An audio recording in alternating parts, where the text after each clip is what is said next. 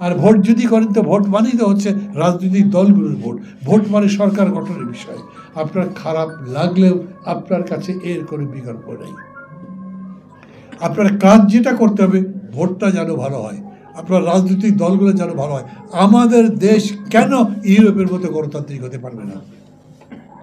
আমাদের রাজনৈতিক দলের আচরণ, রাজনৈতিক দলের নেতাদের গুণাবলী কেন তাদের মাপে যেতে পারবে না?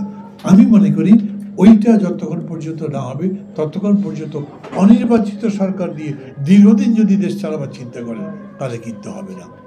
আপনি তড়িঘড়িও করবেন না, আবার যদি বসে বসে জাবর কাটতে থাকেন তাহলেও হবে না।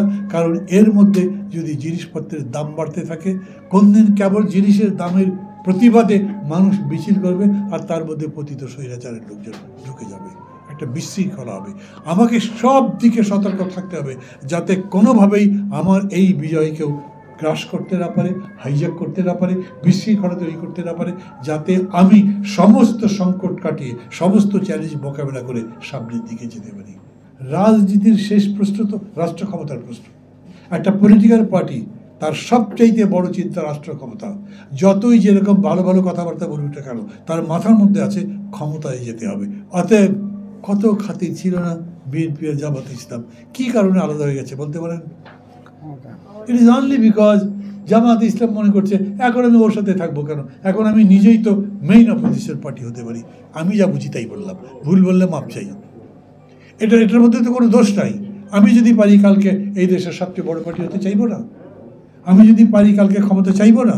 না হলে রাজনীতি করছি কারো, না হলে তো আমি আমিরুল করিম ভাইয়ের মতো শুধু একটা সোশ্যাল অর্গানাইজেশন করে কাজ করতে থাকতাম, কথা বলতে থাকতাম।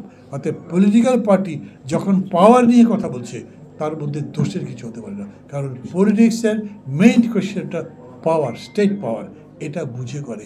কিন্তু পদ্ধতির মধ্যে সবচেয়ে মেইন জিনিস হলো কমিটমেন্ট, পদ্ধতি, ইনস্টিটিউশনালাইজেশন, এবং যাতে এই বিষয়ে সাফল্য অর্জন করতে পারি সেই ধরনের সেট আপ পিপল। বাংলাদেশের মানুষ অনেক বুদ্ধিমান, বাংলাদেশের মানুষ অনেক পরিশ্রমী। ওই যে লোকে বলে না বাঙালি পরচর্চা করে, খালি ধান্দা করে আলসে, এগুলো সব মিথ্যা কথা, ব্রিটিশদের বলা। আমাদের মতো পরিশ্রমী জাতি এত ঠান্ডার মধ্যে গিয়ে আমেরিকাতে কাজ করে কেমনে, কানাডার মধ্যে কাজ করে কেমনে, এবং ওখানকার এমপ্লয়িরা বলে যে বাঙালি হলো সবচেয়ে ভালো পরিশ্রমী, কাজ করে তারা, আমাদের শ্রমিকদের মধ্যে তারাই বেস্ট। আমার দেশে কাজ করে না, এখানে 1 ঘন্টা কাজ করে যে টাকা পায় সেটা দিয়ে তার পেট চলে না, কিন্তু ওইখানে কাজ করলে একটা ভালো লাইফ পায়, খাওয়া দাওয়ার চিন্তা নেই, অতএব কাজ করে। আপনি সেটার ব্যবস্থা করেন। আমার সংস্কার মানে কেবল পলিটিক্স নয়, আমার সংস্কার মানে মানুষের জীবনযাত্রার মানটাও বদলে দেওয়ার জন্য আমার সংস্কার, এবং সেইটা আমরা পারি। এগুলো নতুন করে দিয়ে না, আমি খোদা হাফেজ বলতে চাই, because I am already too late. খুবই ধন্যবাদ দিচ্ছি আবার আপনাদের। এইরকম সেমিনার আরও যখন হবে আমার